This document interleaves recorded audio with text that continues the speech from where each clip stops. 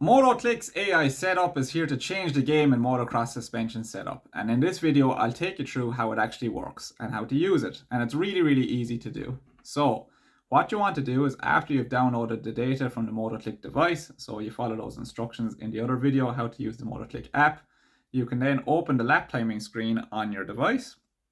Here you will see all of your data as per usual, and then if you go onto your suspension screen, you want to make sure here that all of your suspension data has been recorded correctly on the bottom of the graph, that everything looks in order, and then you just very simply press the AI setup button.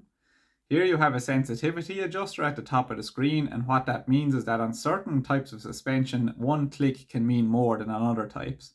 So for example, I find on WP standard suspension, I have to change it maybe 3 or 4 clicks to feel the same as what I would with 1 or 2 clicks on KYB or Showa suspension.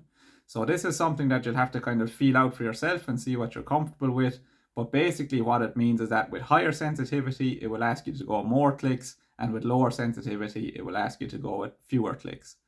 It will remember the sensitivity that you've picked every time you open the app. So once you're happy with a sensitivity level, you can just leave it there and it will remember it forevermore. The next thing you want to do then is either pick the hard pack or sand conditions. So sand, what we mean here is like really deep sand, like lommel sand, like bottomless sand. That's what we mean here with sand conditions.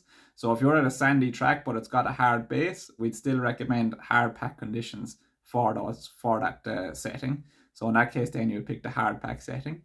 On this day, I was at a track like that. It was sort of sandy on top, but it had the hard base. So we're going to pick hard pack. And what we'll do then it will firstly do what we call a sanity check. So this makes sure that your spring rate, your spring preload, and your valving is all within spec. And here you can see on this example that's come up for me, it says front springs too hard, front valving too stiff, rear spring okay, rear valving okay. So what this means is we always want to try and get the springs correct first. So worry about the springs first and then the valving. So in this instance, what we recommend is that the customer would either have to take off the preload on the front spring a bit, if that's possible, or they would have to reduce the spring rate. Once that comes into spec, then we can start to look at what the valving is. So usually what I find is that if you bring the spring rate softer, the valving will become softer, and if the spring rate is harder, the valving will become harder. So you can kind of tune in the valving with the spring rate.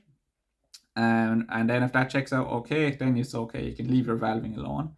But if you find that here it's saying that the springs are okay, but the valving is either too stiff or too soft, then we would recommend that you bring the suspension to a suspension technician, and then they can make the adjustments to the shim stack to either soften up that valving or stiffen it up. So after you've done that, you can press the show anyway button here on iPhone, and it will bring you through then how to adjust the clickers for the track conditions. So here you can see that my sensitivity is turned up really high. So what it's saying is for the front compression to bring it out 18 clicks, and for the front rebound to bring it out 10 clicks.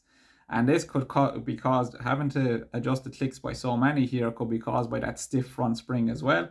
But then on the rear, things look a little bit more normal. So it says to go in a quarter of a turn on the high speed, go out 6 clicks on the low speed compression, and out 4 clicks on the rear rebound. So if you don't want to make those bigger changes, what we can do then is just slide the sensitivity adjuster back. So if I bring it up here all the way to low, you'll see what I'm talking about. So now it says on the front compression to bring it out by 4 clicks, front rebound bring it out by 2 clicks, rear high speed compression to leave it alone, low speed compression come out by 1 click, and rebound come out by 1 click. So you can pick any point in between there, what you feel comfortable with making those changes.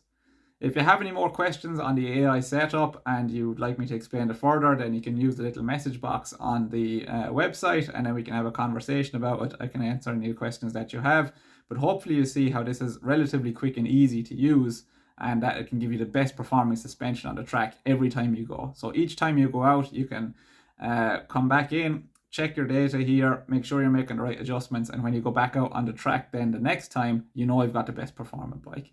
So hope you enjoyed this video, and I hope you enjoy the AI setup too.